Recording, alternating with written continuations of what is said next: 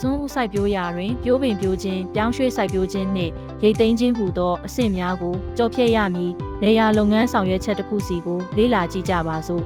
ပထမဦးစွာကစွန်းဥများကိုပြိုးပေါင်တွင်အညှောက်ထွက်အောင်ထားရသည်ပြီးလျှင်အပင်ကိုဖျက်ယူရသည်ဖျက်ယူပြီးသည့်နောက်ပင်မမြေကွက်တွင်ပြောင်းရွှေ့စိုက်ပျိုးရသည်မျိုးကစွန်းဥများစိုက်ပျိုးပါအကျယ်120မှ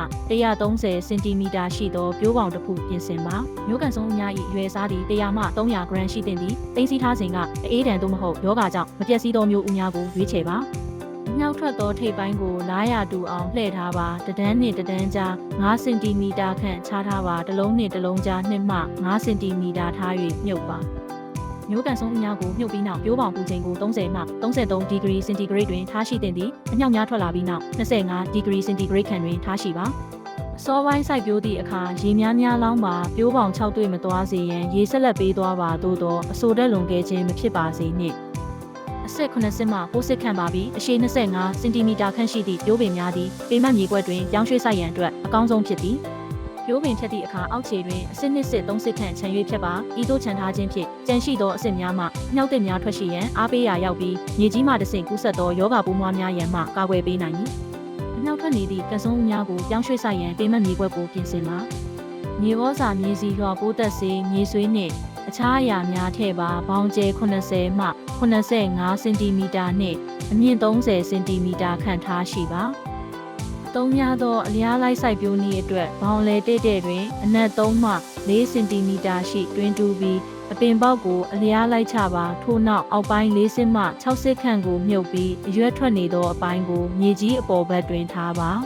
ပြိုးပင်ကိုစိုက်ပျိုးပြီးသည့်နှင့်အပေါ်အုပ်ပလတ်စတစ်စဖြင့်နင်းတို့ကိုဖုံးအုပ်ပါထို့နောက်အပင်ပေါက်၏ထိပ်ဖြားပိုင်းကိုအပြင်သို့ဆွဲထုတ်၍အပြီးသက်ပါ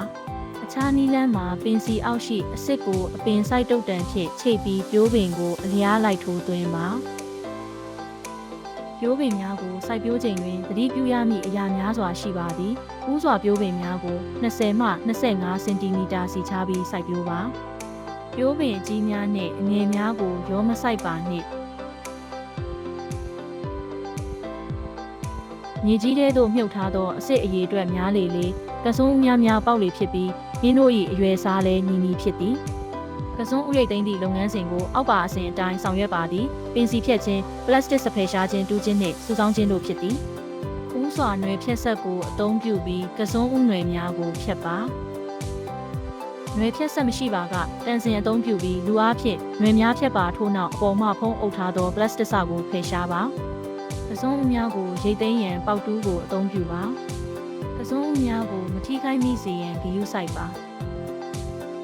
တူးပြီးနောက်မြေကြီးများကိုခါချပြီးကစွန်းဥ၏ပင်မပင်စီနှင့်မြစ်သေးများကိုဖျက်ထုတ်ပါအလွန်နီးကပ်စွာဖျက်လျင်ပုတ်သွားတတ်သောကြောင့်ထို့သို့မဖျက်မိစေရန်ဂရုစိုက်ပါ